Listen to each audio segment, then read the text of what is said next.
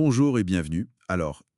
Imaginez qu'on puisse mieux comprendre notre propre corps, notre cage thoracique par exemple, en écoutant un cheval.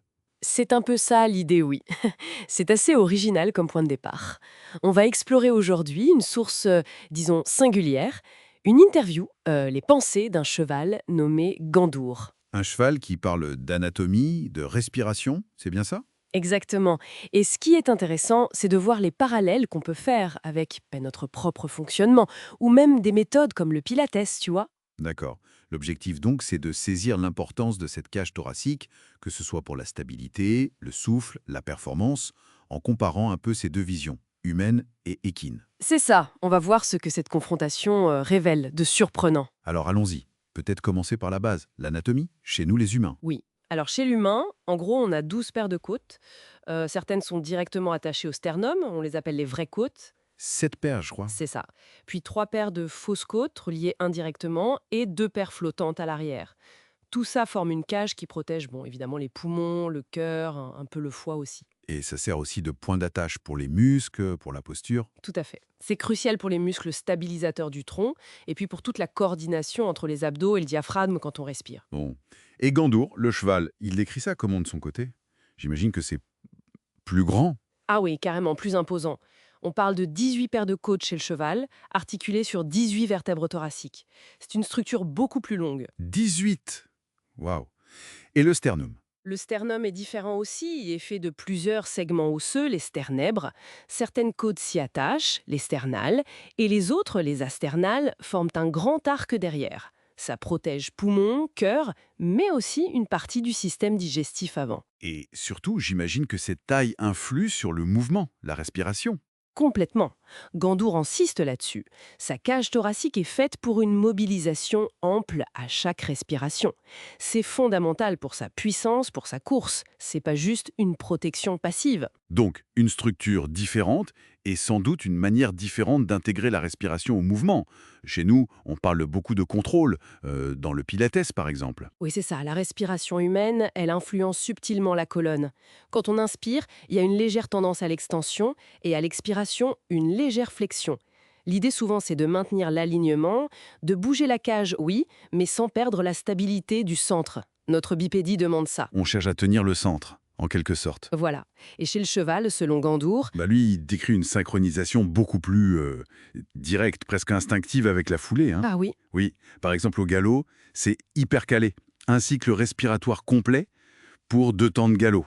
Si sa cage thoracique est raide, s'il peut pas bien respirer, ça bloque tout. Le rythme, la vitesse, même l'équilibre.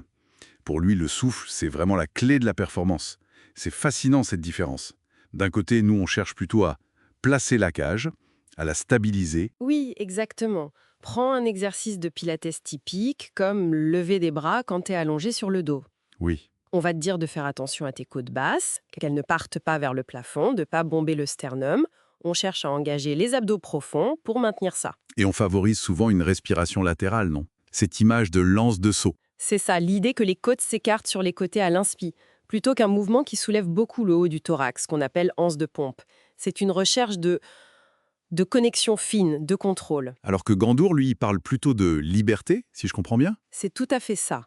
Pour un cheval, quand il fait un effort, mettons une transition vers le galop ou une montée, il doit engager son dos, ses flancs pour soutenir sa cage thoracique, oui, mais surtout pas la bloquer. Donc pas lui imposer un placement rigide. Non, au contraire, il faut accompagner la respiration pour que la cage reste mobile, libre. Pour Gandour, c'est un signe de bien-être, de sérénité et aussi d'efficacité dans le mouvement.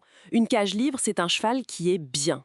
Et il utilise des images assez poétiques pour ça, je crois, hein. Ah oui, c'est très parlant. Il décrit les côtes du haut qui bougent vers l'avant et le haut quand il inspire, un peu comme une anse de pompe.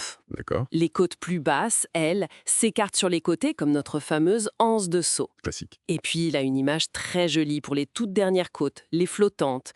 Il les appelle des étriers suspendus au souffle. Des étriers suspendus au souffle. Oui, parce qu'elles ont un mouvement plus discret, un léger écartement latéral doux.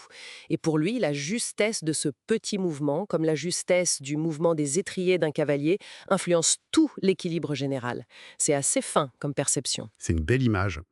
Alors, si on essaye de résumer un peu, on a des priorités qui semblent différentes entre l'humain et le cheval. Oui, on pourrait dire ça comme ça. Chez nous, l'humain, l'accent est souvent mis sur la stabilisation, pour la posture, l'économie de mouvement, sans doute liée à notre verticalité. D'accord. Alors que chez le cheval, la priorité, c'est cette coordination fluide entre le souffle et la locomotion pour générer de la puissance, de la propulsion. Mais malgré ces différences de priorité, le point commun fondamental, ça reste le rôle pivot de cette cage thoracique, non? Absolument.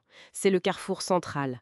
Pour la respiration, bien sûr, mais aussi pour l'alignement postural et pour ce lien très fort entre la structure physique et la sensation, le ressenti intérieur. Gandour le dit bien d'ailleurs. Oui, il a cette phrase, quand tu respires bien, tu bouges bien, tu fais confiance, tu deviens capable de tout. Ça résume bien cette connexion corps-esprit via le souffle et la cage. C'est vrai que ce regard croisé, euh, ça nous rappelle à quel point cette partie du corps est essentielle. Bien plus qu'une simple boîte pour protéger les organes.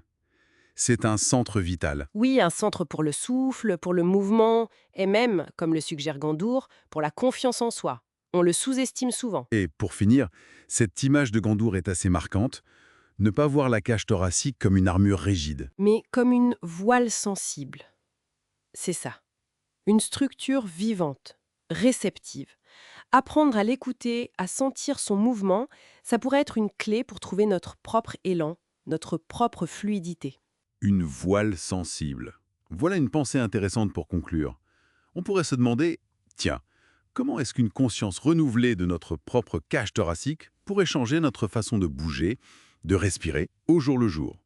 Et peut-être même, qui sait, notre perception de ce dont on est capable. Bonne question à méditer.